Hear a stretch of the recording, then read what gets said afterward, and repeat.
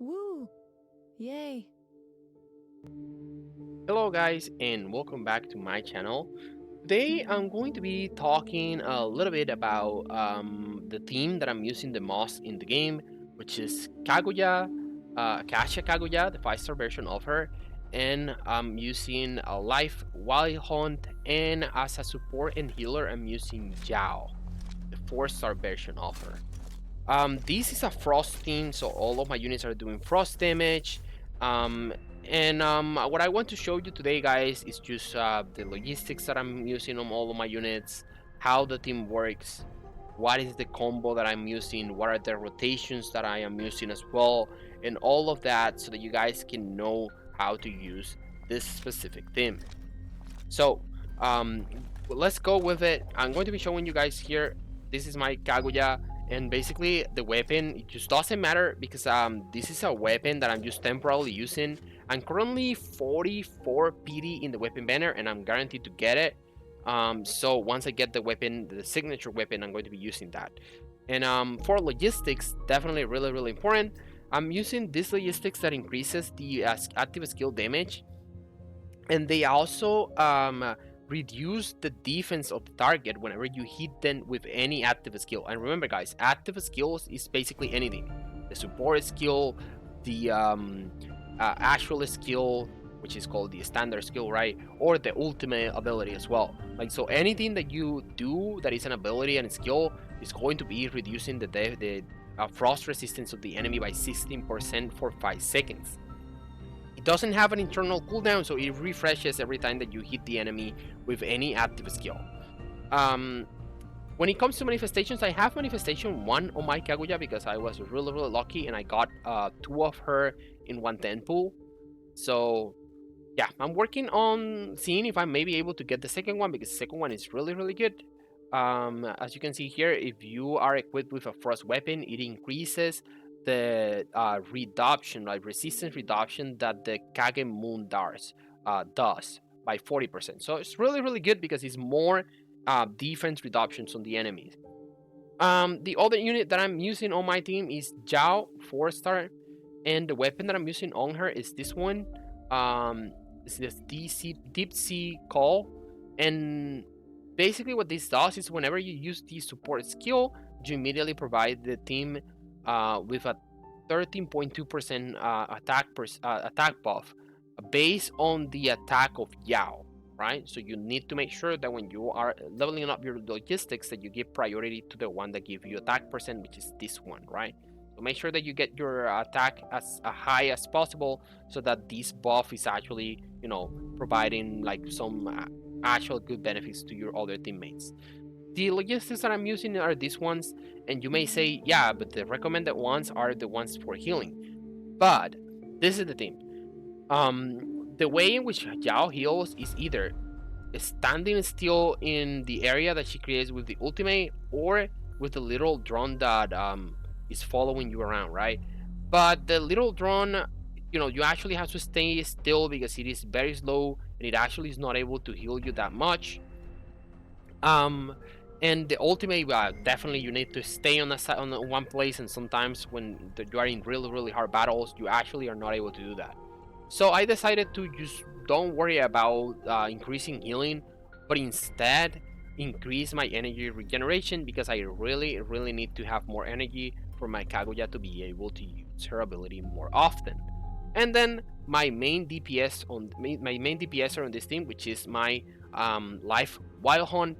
The weapon that she has is the signature weapon. I was lucky pulling for Kaguya weapon. This is the one that I got first, and then now I can guarantee, and I am just continue pulling so that I can get the signature for Kaguya. And basically what this does is that you get an increase of rock damage, and um, you gain some stacks after you used your standard skill. And what these stacks does is that they increase the damage of your standard skill.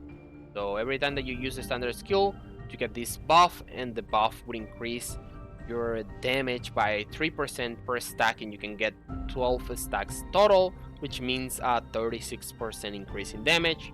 To be able to get this, actually, you would need to have at least the manifestation 1 on your Wild Hunt. So yeah, just for you guys to know. When it comes to logistics, I'm going full active skill because you actually are not doing that much damage with the shooting, but you do a lot of damage when it comes to using your standard skill. And you know, when you use a standard skill or your ultimate or support skill, whatever it is, right, and it hits the target, it will be increasing your own attack by 2%, and it has maximum amount of 20 stacks. So this is a total of 40% attack that you can get, which is going to be increasing the damage of your basic attacks, and it's also going to be increasing the damage of your other skills as well. So no more talking about these guys. Let me just show you. I'm going to be fighting Bison, the boss, and just want to show you guys what is the rotation that I normally use, which is this. I used Kaguya skill. I need to use the support skill, and then I have to go to my life and attack with the ability, right? I'm doing it like this because this is a boss, and you cannot freeze the boss. But normally you would want to freeze the boss because if you freeze the enemy, you actually are able to do 150% more damage with the abilities. So very, very important that you keep that in consideration, but that's basically it, right?